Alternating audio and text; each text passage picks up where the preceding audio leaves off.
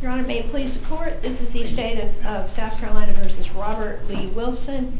Mr. Wilson is present in the courtroom with his attorney, Ms. Nicole Singletary of the Richland County Bar Association. Correct. She, as I said, is here. This is an attempted murder and a possession of a weapon during a violent crime. Your Honor, this happened about a month ago, so it has not been indicted yet. The attempted murder warrant number is 2024A 43201-00316, and possession of a weapon during the commission of a violent crime is 2024A 43201-00317. Mr. Wilson, I believe the procedural history is that he was denied bond at the magistrate court level? Yes. Yes, and this is Ms. Singletary's motion for a bond on both charges. Detective Hanson is here from the Sumter Police Department to give you the facts, Your Honor. All right, sir, if you do so. Yes, sir. Your Honor, on March 16, 2024, at around 4:20 a.m., Sumter Police responded to the area of Manning Avenue in the city of Sumter regarding several calls for shots fired. Officer Surriott responded and located the gunshot victim, Mr. Eric Canty, at the Thunder Garden Motorcycle Club on B Street. Officers found that he was shot in his left thigh and rendered aid, and Mr. Canty was ultimately transported to Toomey and then later to Richland for further treatment. At the scene, officers located multiple rifle shell casings in between the sidewalk and the building, as well as several 9mm shell casings under the carport and by the door and tables of the motorcycle club. Officers were then able to make contact with a few people at the club, Nathaniel Jenkins, Jackie Smith, Donald Prince, and Marvin Dick. They all said that they were inside the building at the time of the shooting but didn't see what happened. Jenkins stated that they were inside when all of a sudden the victim, Eric Canty, came stumbling into the building with his hands up and then noticed that Canty was bleeding. As officers continued to look over the scene, they found that it looks like 2 motorcycles were also struck during the shooting. Following this, on March 19th, this would have been 3 days later, Detectives Wade and Gates went to Prison Health Richland in Columbia to speak to the victim. In that interview, he provided a video and audio recorded statement and signed 2 photos identifying Robert Wilson as the individual who shot him. It was told to us that there was a dispute. It's almost like a family dispute. It is believed that the defendant is seeing the wife of the victim's cousin, that there was some infidelity there, and that was a result of the argument that led to a shooting. Based on the statements provided to police by the victim, on March 26th, Robert Wilson came to the police department to turn himself in for his outstanding warrants. Detective McFaddin met with Wilson, and Wilson said that he would like to give the names and phone numbers of witnesses who were on the scene at the time. Wilson was given Miranda and said that he understood and signed the waiver. He provided witnesses, but said that he did not want to talk about the incident at the time and denied shooting the victim. The defendant was then taken to the jail. Your Honor, this is based on the victim's statement that he was shot by the defendant, and the victim's also present today. Add to that. The victim is here? Yes, sir. He does wish to speak at the appropriate All right. time. Ma'am, what would you say? Thank you, Your Honor. If it pleases the court, Your Honor, let me tell you a little bit about my client, Robert Wilson. And Your Honor, if I may approach, I have previously shown this information that I'm going to share with the court with the solicitor's office. May I approach, Your Honor? Yes. Your Honor, my client is a veteran of the United States Army. He actively served for 22 and a half years. Not only did he actively serve, he was in 5 combats. Your Honor, my client has been injured in the Army. That's why he has been awarded the Bronze Star. He has been awarded the Purple Heart. These allegations against my client is not who my client is, Your Honor. As the solicitors, as the officers said, Your Honor, these are the words from the victim. We would like to correct some things that were said, even though we're not here to litigate facts. This is not a case of my client being in a relationship and him wanting to attack the victim because he was in a relationship with one of his close friends' wife, Your Honor. Like, this is a situation where both individuals, the alleged victim and my client, was having a relationship with this particular woman. This woman, as of February of 2024, was no longer with her husband. So there was no reason for my client to actually want to act out violently against anyone as it relates to this particular woman.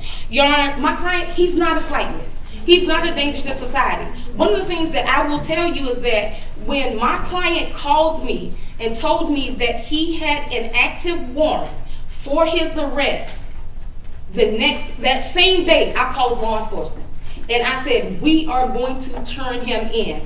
That next day, we turned him in because, Your Honor, he has no reason to run. He actually wants to have his day in court so that he can show that he is not the one who was out there firing. It would actually be our actual assessment, Your Honor, that the victim was the one who started shooting first on that night. Matter of fact, Your Honor, the victim actually, when he went to hospital, had a holster on him, Your Honor. So based on the things, and one of the other things that I will say, Your Honor, after I turned my client in and my client actually gave those witnesses to law enforcement, 2 days later, Your Honor, 2 witnesses that were actually outside of this establishment went and gave statements to law enforcement that actually contradicts what the victim is actually saying.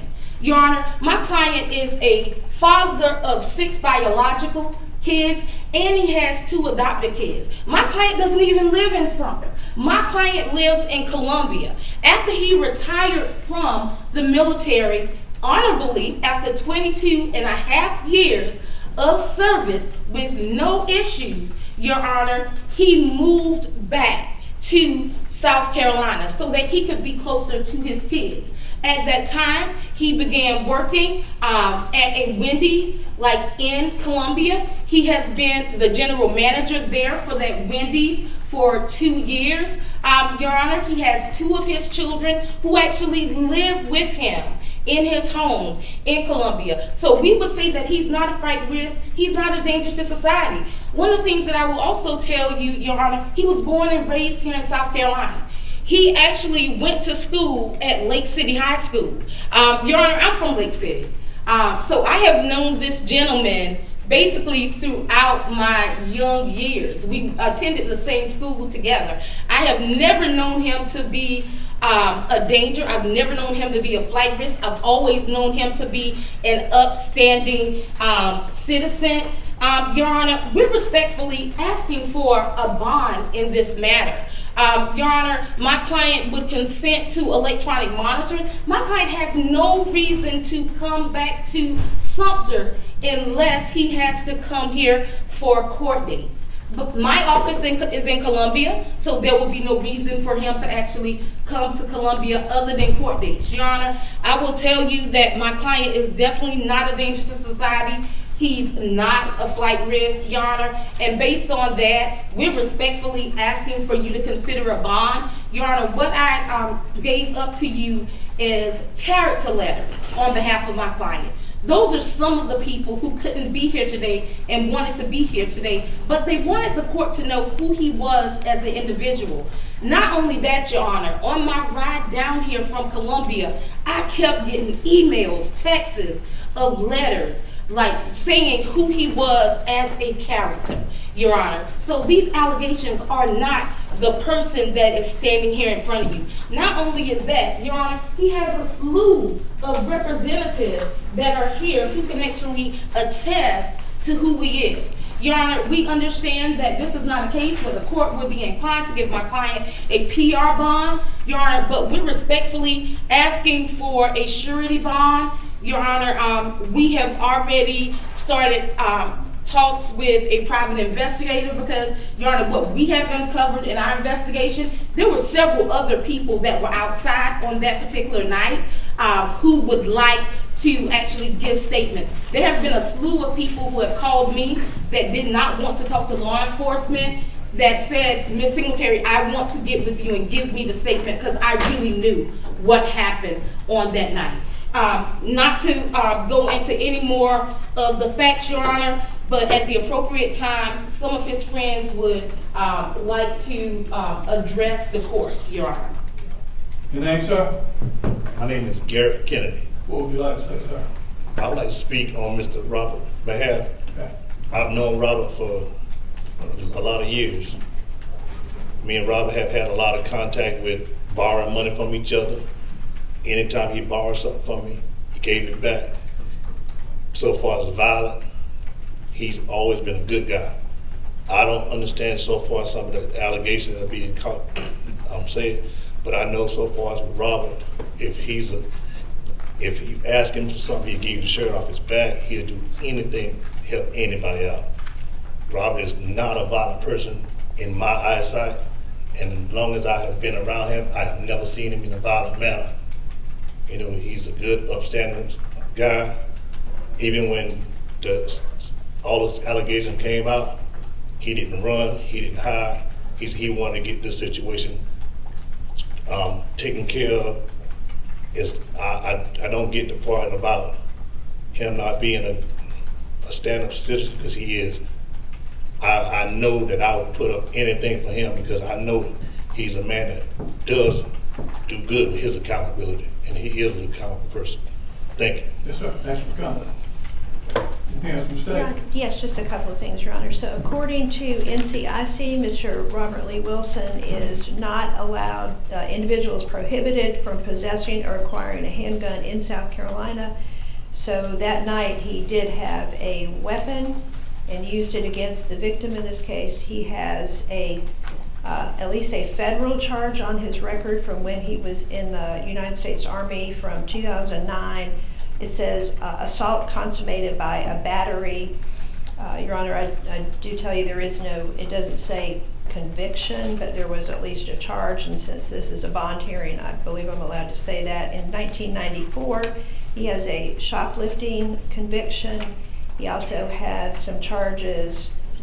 These were this actually says Scranton, South Carolina, PD, malicious injury to personal property.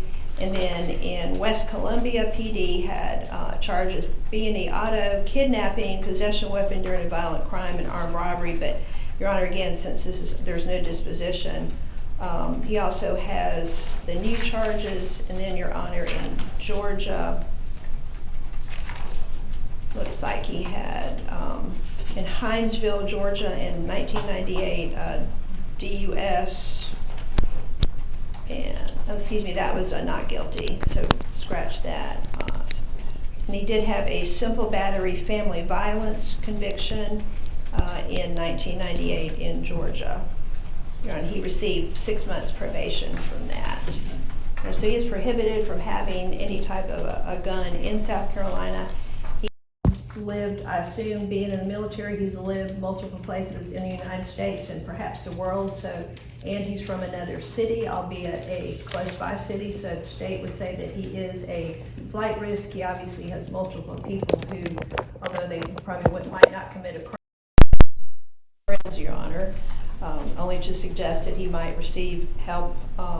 And so there was a flight risk, and obviously he is a danger to the community, Your Honor, because of his alleged actions. So we ask at this time for at least a while for his bond to be denied. Your Honor, if it pleases the court, may I address that? Yes, ma'am. Okay. So, Your Honor, as it relates to that shoplifting and that malicious injury to personal property, those incidents happened when my client was a juvenile. He is actually 45 years of age now. I don't get any weight for juvenile charge. Okay. And Your Honor, also, and I actually got this confirmed with Investigator Porter and Investigator McFaddin. Those cases for the kidnapping out of West Columbia, like those charges were dismissed. Your Honor. So but the fact that it has no conviction, they were flat out dismissed, Your Honor. Basically dismissed shortly after he was actually arrested for them, Your Honor. So we would just say that he's not a flight risk. He's not a danger to society. He was born and raised here in South Carolina. After being in the military for several years, he came back to South Carolina. His mother still lives in Lake City. He has kids here, and his friends will not commit a crime for him. They will actually hold him accountable and make sure that he is here for his court date, Your Honor. All right. Both of sides have spoken well today. There are those times when, due to the volatile possible nature of a ruling, I will withhold the ruling until later today, and I will issue that ruling by email notice to the parties. Thank you so much, Thank Your you, Your Honor. Honor.